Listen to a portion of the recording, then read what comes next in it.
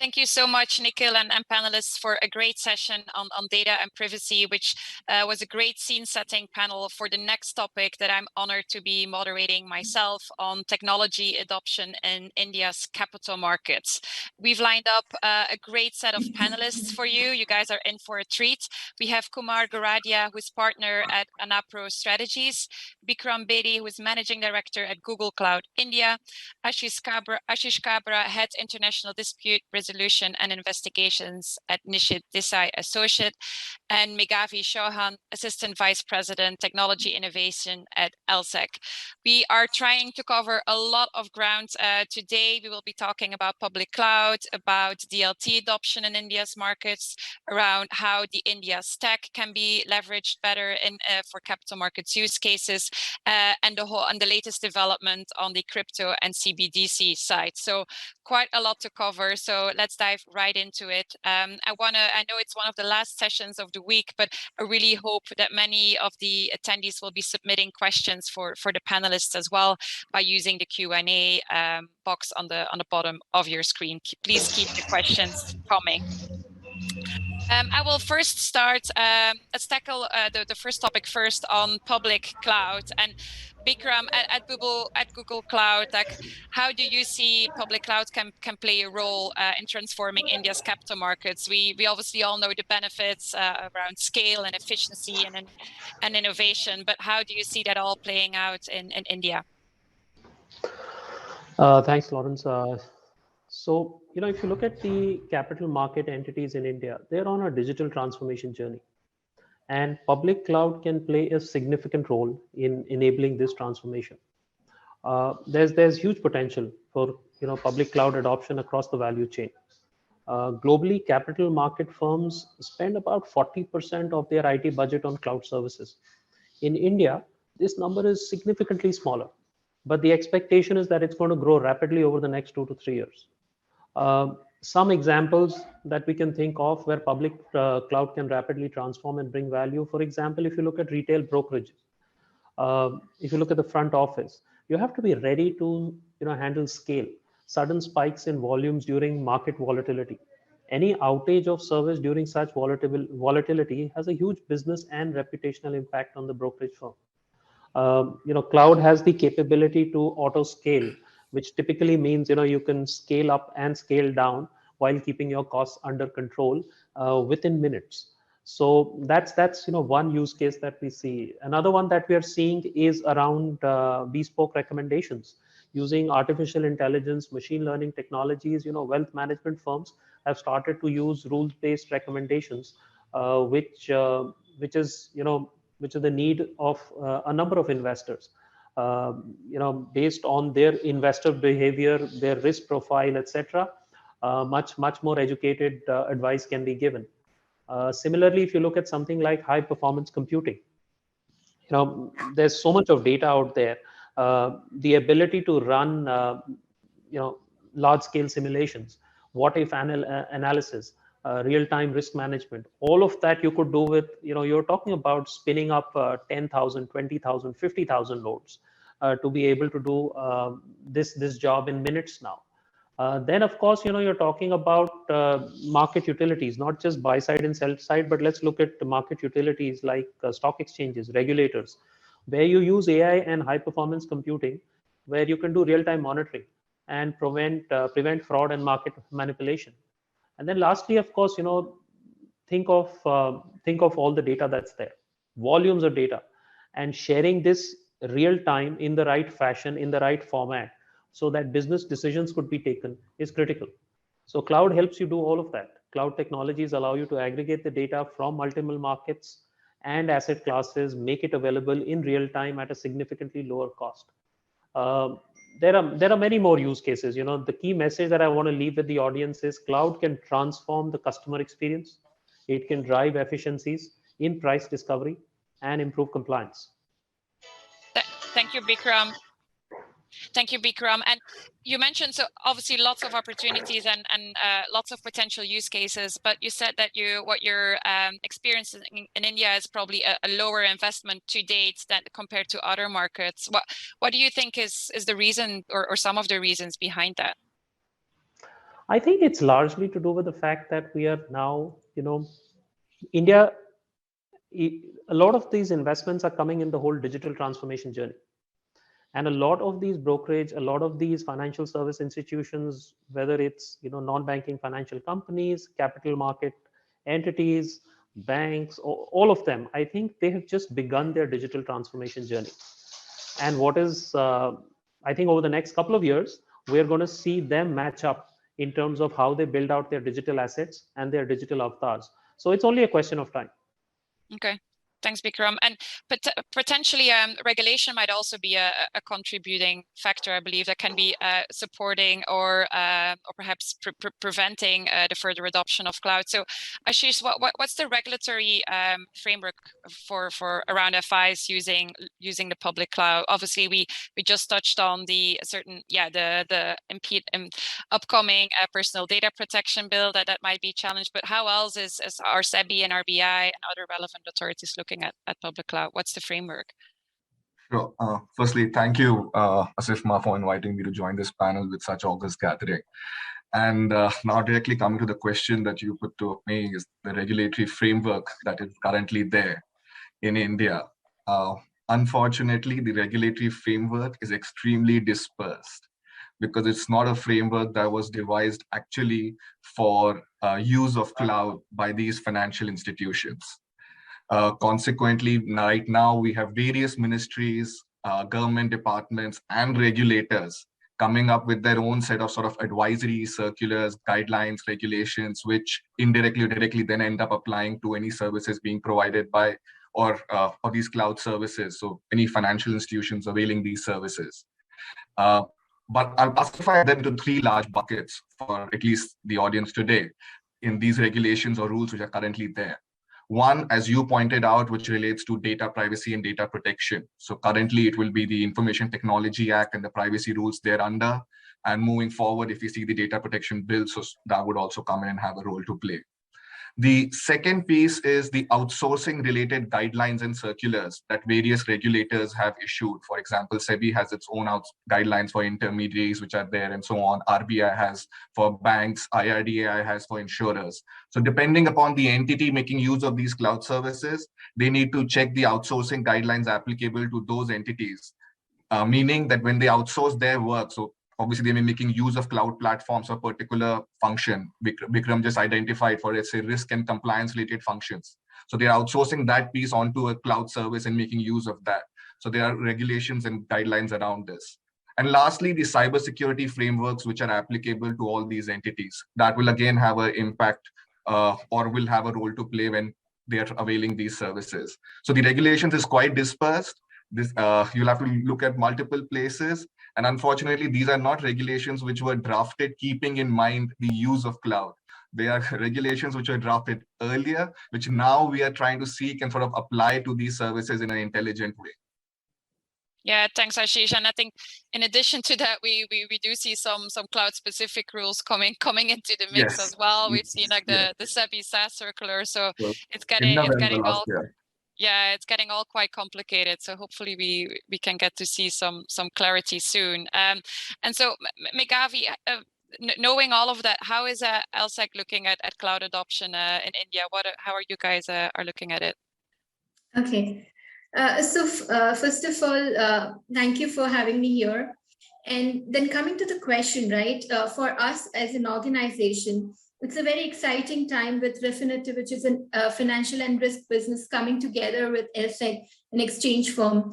Related to cloud adoption, right? For us, cloud first strategy is very important. We do have a goal of providing financial market infrastructure and data services across all the major cloud providers.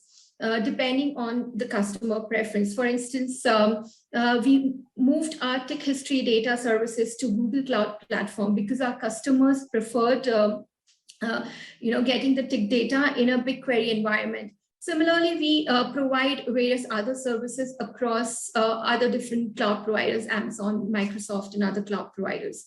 So having said all these things, we are seeing a lot of our clients becoming more confident to move from on-premise services to cloud for data services. Now, I like to make two very important points here in terms of, what we are seeing in which will propel the cloud adoption, especially in a regulatory environment like capital markets. So one of the points, as Bikram said, is around AI. So how do we enable AI-powered cloud environments, right? That is going to be a key. When we say cloud, cloud supports much more extensive data volume. So your AI systems can be fed with much more data, which will cause the system to provide more assertive information to businesses. Also, now the cloud providers are coming up with a lot of hardware accelerated AI solutions. So it will drastically improve the computational speed that is available. And recently we have done a survey of a lot of data scientists across regions in financial services, India being one of the regions. And some of the key takeaways from that survey was, the adoption of AI and ML across financial services companies is growing, and the growth is being led in the traditionally data native departments like operations, risk, portfolio management. And earlier we used to have challenges around data quality, data availability with things like data annotation, synthetic data generation coming up. Those are being taken care of. And lastly, on the AI part, right, a lot of work is being done on ethical AI. So once we make sure that we are able to make efforts towards removing the biases in your model, a lot more confidence would be generated in the use of AI across the data services. The next part, apart from the technology, what is important, as other panels also mentioned, is the governance and the compliance part. Whenever we are hosting in cloud, right, there are challenges with respect to data security, data privacy, regulatory and planning challenges, and more than 93% of the organizations use 2 or more cloud providers. So then how do we come up with a framework which will help define consistent best practices in a hybrid cloud world, and which will help align the key cloud data controls to meet the regulatory obligations for sensitive data. And this in turn will also accelerate the cloud adoption. So what LSEG has done is we are hosting a CDMC working group, that is the Cloud Data Management Capability Working Group, which is along with Morgan Stanley, and there's a lot of participation from other financial institutions, major cloud providers. Now the CDMC framework will help the industry better manage data in the cloud, better protect data in the cloud, and in turn will help organizations realize the benefits of the cloud environment. Because overall, ultimately the objective is to build the trust, confidence, and dependability for the adoption of the cloud technologies. So to just sum it up, I think, both technology and governance efforts need to come together to propel the adoption of cloud. And India is no different, with the cloud. Thank you so much, Meghavi. All great points. And then, Kumar, you've been in your recent career, you've been driving large and implementing large technology programs at some financial institutions. So from your experience and practice, what is working well at FIs? How are they adopting the cloud already? What worked well, and what perhaps were some of the challenges that are holding back further adoption?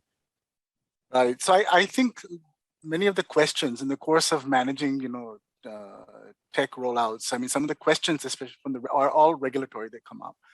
For example, something as fundamental as the Companies Act, I'm being, advised that, all your books and records are supposed to be hosted in India.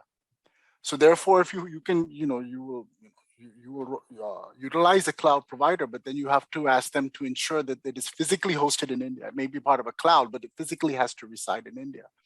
And you have to get such, undertakings from the cloud service provider.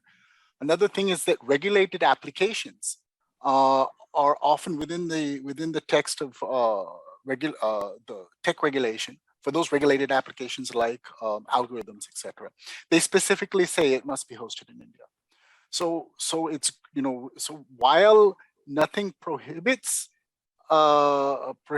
Indian regulated financial service providers from utilizing the cloud, there are certain in-country requirements that we have to keep in mind. Other than that, I've not come across any challenges. Thank you, Kumar. And does anyone want to comment on that before we move on to some of the other topics? Just a very brief point. You pointed out the SEBI SaaS circular of last November, which is probably like the first where they sort of directly come and talk about SaaS-based solutions. But the outsourcing guidelines, which are currently in existence, they were developed thinking in mind the traditional business of outsourcing that was taking place back in the early, let's say 2010s, which were there, which innovatively all these SaaS, or let's say cloud service providers, have come out with their sort of understanding and which they help the clients with while onboarding. But at least the fact is the regulated entities are these entities which are availing these service. So unless right now they're getting comfort from the cloud service providers, once they start getting comfort from the regulators that these answers which are being given are something that we are supporting as well, I think that is when you will see a sudden upscale in the adoption of cloud, which will be there. Okay. Thanks, Ashish. And I want to switch gears again a bit, and I want to remind the audience that you can still ask questions pertaining to cloud as well. We can take them at the end of the session. So we're now going to move on to the next topic that we wanted to cover, which is the India stack, right? And for those of you that are not familiar, it's basically a set of APIs, not FPIs, for everyone to utilize a unique digital infrastructure for India. And what has always impressed me in India is the use of Aadhaar, which was really the first layer of the India stack, which is India's digital identity. And I believe when I last checked, over 1 billion Indians now have an Indian digital identity in Aadhaar, which is amazing. But from what I've seen, the India stack has mainly been used for retail-focused use cases. So, Bikram, it would be good to get your perspective on the India stack. I wouldn't mind getting a little bit of, for those in the audience that are not familiar, a bit of a 101 on the India stack, and then perhaps what are some of the capital markets use cases that you can think of? Sure. So, if you look at India's stack, clearly something that the government thought, way ahead of its time.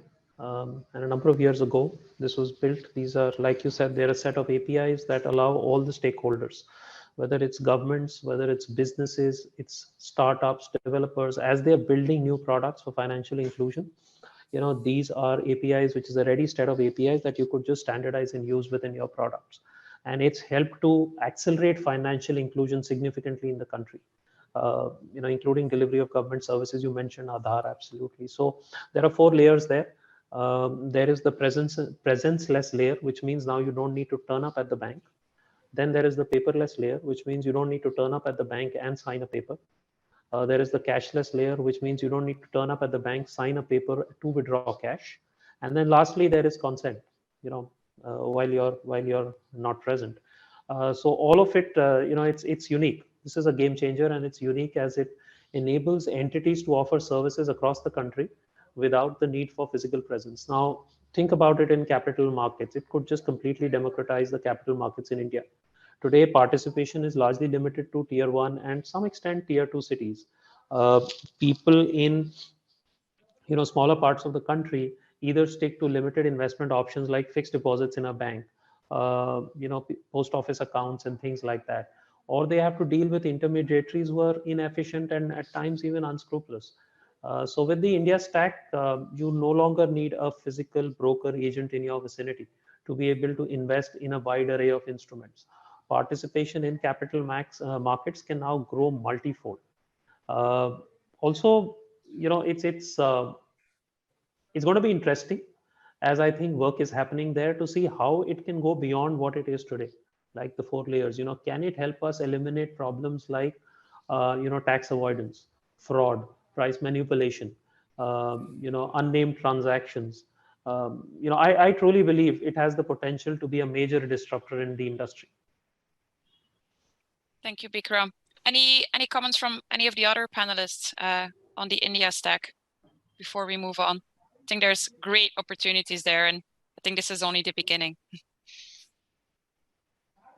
Okay, we're then going to move on, perhaps, and again, switching gears a little bit to DLT. Obviously, a lot going on in the DLT space, but specifically in India, what have we seen? We've seen even SEBI now making efforts to use DLT themselves. Like, what has the industry been doing? Perhaps Meghavi, what are some of the use cases you have been seeing in India? Sure. So Laurence, with DLT, right, distributed ledger technology, one of the major benefits or the drivers we see is the tokenization of assets. In terms of capital markets, tokenization of securities, stocks, bonds.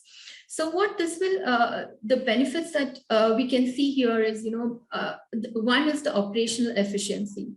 So when you streamline your IT systems and you share the infrastructure between all the participants as in a blockchain, and without requiring the involvement of a central third party, the transaction costs are significantly reduced.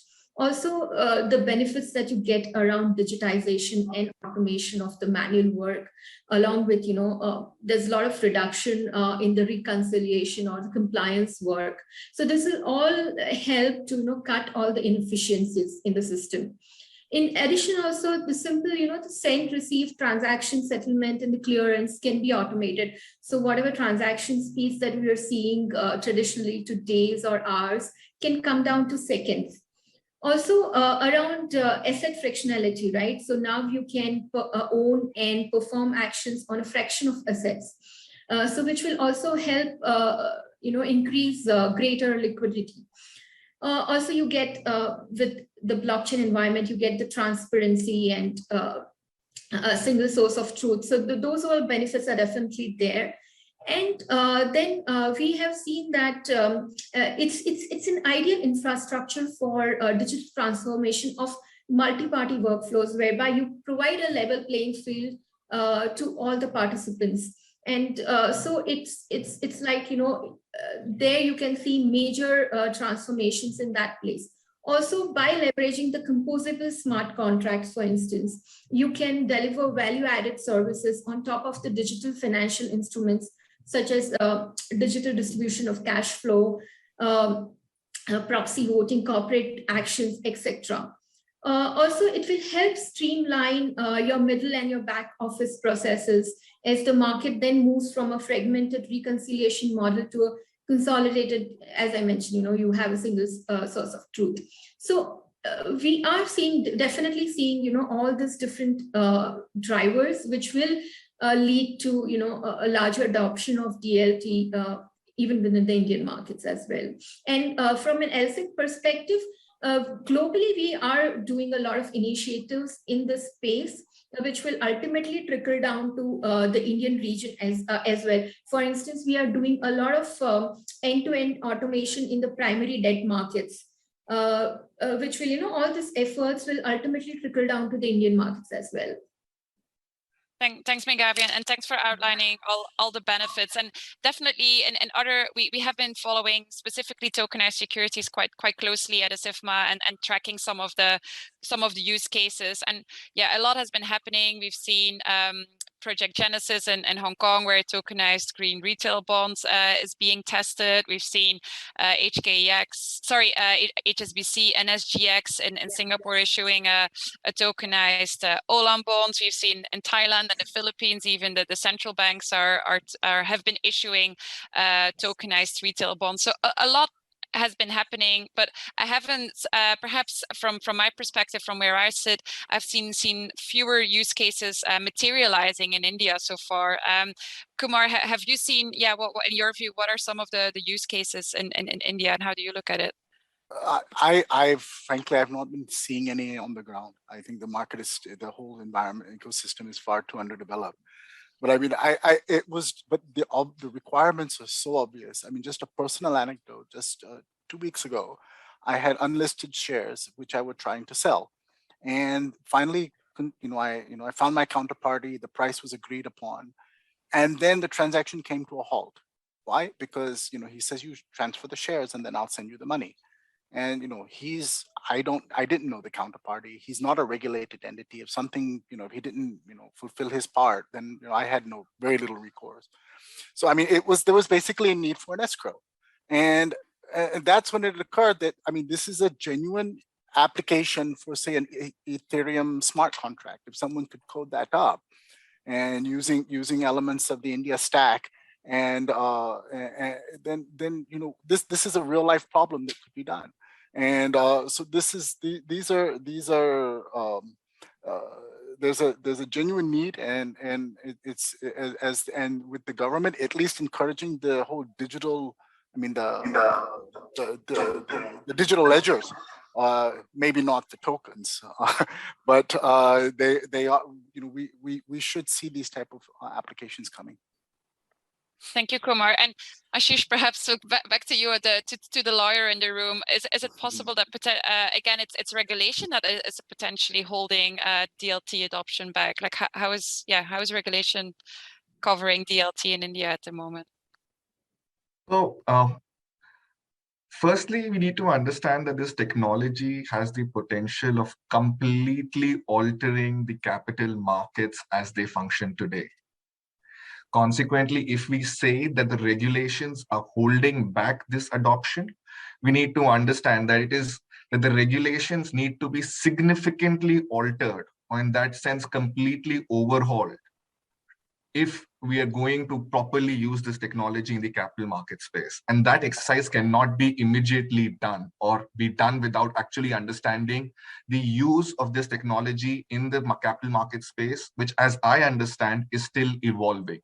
So you described various use cases. These are situations where for the first time people have actually gone ahead and tried something out and done it in the capital market space. Now, for example, Meghavi spoke about tokenized securities. Even there you have different versions. Is a token simply representing the share or a debenture or the bond? Or is the token in itself a share, debenture, or a bond? Now, there are various different ways in which how it is flowing. Under the Companies Act and the Depositories Act in India, the record of the depository is the legal record which will reflect the ownership of that asset. Now, if we are going with the token itself being the share, this law is redundant. This needs to be changed. Similarly, people spoke about earlier of clearing and settlement mechanism. If that is completely altered and we don't need a clearing corporation, we don't need the other intermediaries, or these intermediaries start performing a function which is completely different, then the requirement or their functions as described under the current SEBI regulations will need to change. Further, under the current set of regulations, all these intermediaries which are there, you have your fit and proper criteria, your net worth requirement, their shareholding related requirements, which ensures that the control is not falling in the hands of few. Now, when we start adopting DLT technologies, either these intermediaries will go and different players will come in who start making use of technology and operating in this space, or the role of these intermediaries will change. So if new players come in, before they start coming in, and this is something the point that Kumar was making earlier, that these entities will then need to be regulated, and sort of these net worth requirements and their use and their cybersecurity framework would then need to be brought in. So the short point being, I think because the technology has such a massive impact that it needs a complete altering of regulations, it cannot be done in a short span of time. Having said that, what do we do then? That's the question. This is just a problem then. Where do we go? I think where do we go is what all the regulators globally are doing by trying to run these test cases. Even in India, earlier this month itself, the Ministry of Electronics and Information Technology came out with a national strategy on blockchain, where it advocated that, look, currently let's focus on the use of this technology. The policies around implementation and the regulations can then be subsequently developed based on experiences. I think this is the critical part or the key basis on which we have to work on if we want to find these potential solutions. Because we use the technology, we see the experience, and then we do it. Now in India, we have already seen that SEBI has come out with its, in August, with that circular requiring depositories to start making use of this technology for security and covenant monitoring. SEBI already has a regulatory sandbox under which people can come and try and sort of explore the potential use, run test cases, and then see the impact. I think we need the regulator to sort of start doing some of those actions more quickly now, because obviously, as you cited 5 examples in other countries which are taking place. So that is the only piece that I would comment, but otherwise this is the step or the way to move towards the potential solutions. Thanks, Ashish. And I'd say from what I've seen in other jurisdictions, it's definitely a challenge that it's not unique to India, right? All regulators globally are scratching their head on how existing regulations can be applied to DLT setups, or whether any changes need to be made. And as you said, I think sandboxes are a great way to test things out. Bikram, over to you perhaps on DLT. What have you seen in terms of use cases, challenges, potential solutions? Sorry, I was on mute. No problem. So, what we've really seen, and I think everybody's spoken about this, is that most of the work so far that we're seeing is being experiments. Proof of concepts on a very limited scale. I mean, we all understand the use cases that could come out of it besides crypto. But I think what is needed is investment and adoption of the technology. And I think the challenge is that, it requires significant technology investment in building out the whole technology framework. The usage of that framework is going to be limited unless everybody in the ecosystem implements it. Thus, there is a network effect that we hear about. It's also going to be important to understand that while this framework is being built and adopted, there is going to need to be business as usual, where investments are also needed to basically develop the legacy systems.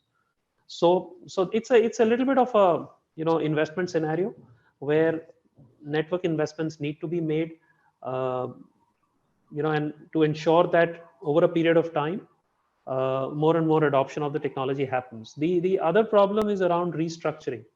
DLT will fundamentally change processes and roles in capital markets. This will require changes in org structures, as we know them today. And these changes, as we all know, are difficult to implement and they are slow. So, I think despite all the benefits, what we are seeing is that, it's in holding pattern for now, and it's going to take a few more years before it starts to make meaningful impact in India's capital markets. Okay, thanks, Bikram. Slowly but surely. Perhaps Ashish, I want to get your view on India's stance on crypto, perhaps as a last topic that we wanted to tackle today. I personally found it a bit confusing. I believe first, if I remember well, there was an RBI crackdown, a ban that was then overruled in the Supreme Court, and then now there's some recent rumors about SEBI regulating crypto. Like, what's the story behind that, and what's the current state of play, and how do you see that all shaping out? Yeah, so India's reaction initially was definitely a form of a knee-jerk reaction, and that I'll probably start with going back to 2012, when the first crypto raids were carried out by the Enforcement Directorate. Now, in 2012, regulators had no understanding of this space, except the fact that this is crypto, the word was only associated with all the ills that go on in the world. And therefore, without actually understanding what the technology is, the regulators had conducted these, the Enforcement Directorate had conducted these raids. Obviously, after that, there was a lull period, and then you said the 2018 RBI circular, simply saying that no banks can provide their services to anyone dealing in cryptocurrencies. So effectively removing anyone or the crypto sphere from the normal regulated space and attacking it in that sense. Again, this was without an understanding. It was again that crypto is all the ills that happen in the world, and that's what crypto is all about. So probably I think from there, this is what we were facing, and now we are slowly seeing the transition towards a more thought about process. we had challenged, and in fact, we represented the Internet and Mobile Association of India in that case before the Supreme Court and successfully got the Reserve Bank of India circular struck down in 2020. Now, from there, we are now in 2019. Earlier, before that, there was also the high-level interministerial committee, which had actually proposed banning of cryptocurrencies in India. And following that proposal, we had the earlier bill, which was the bill for banning of cryptocurrencies.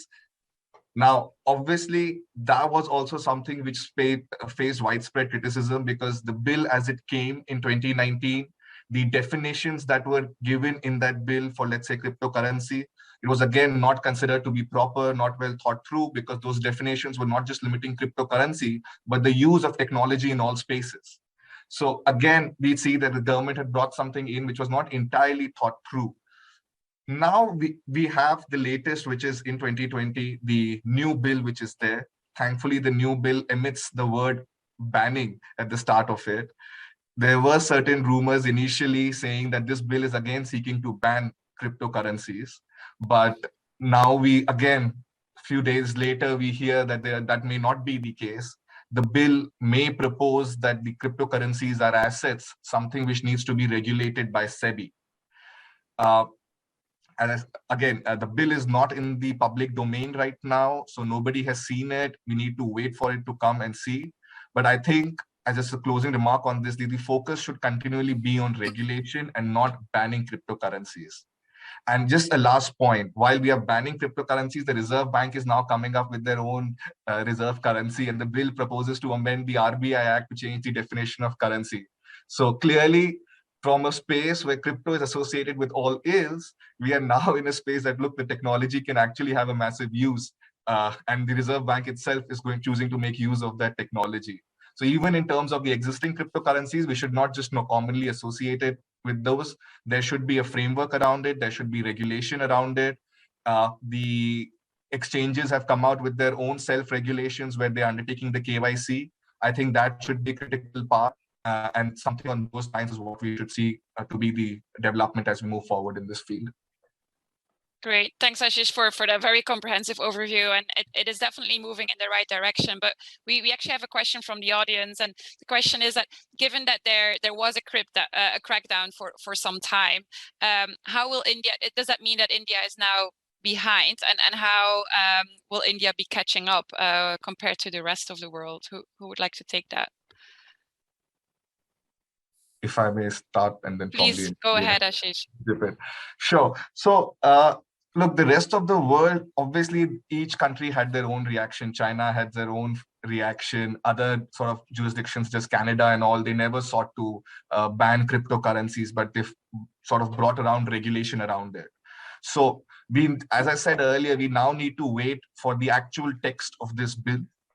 Stop sort of working on rumors on what the cabinet note was when the bill was placed before the cabinet, or what the Lok Sabha bulletin is talking about it. Let's actually wait for the bill, because once the bill is introduced, it will take its own time to go through the legislature and be passed. Consequently, people will have that foresight and will see the language of the bill and understand it.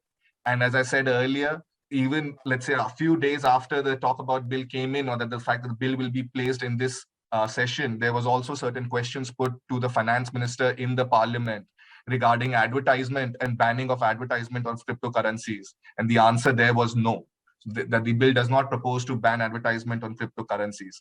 So as I said, there could be various indications to be going in each direction if we start going into this. I think India's stance till now was clearly not one supportive, but it has changed. And having changed, we are clearly on paths to be, along with other jurisdictions, acting in a similar space. And soon we'll probably see regulations like Singapore, where the monetary authority is actually coming up and approving sort of players in this space. So I think we'll soon be there as well. Thanks, Ashish. Kumar, Meghavi, any final additions before we close the panel? I'm just looking at the clock. Okay, if not, I just want to thank I just think that, go ahead, Kumar. Sorry. Oh no, just a quick thing that, we're all very hopeful, because I think this is one time where we're getting vibrations from the government that they recognize the value of digital ledgers. But without regulatory clarity, we're not going to get investment on it in India. And if we ban some of the most commercial applications like cryptos, it will those are the applications that fund the research for other use cases, right? It develops the industry that can then go on to move to other areas. So, we're hopeful that India doesn't, the regulatory powers that be do not, let us miss the bus on this one.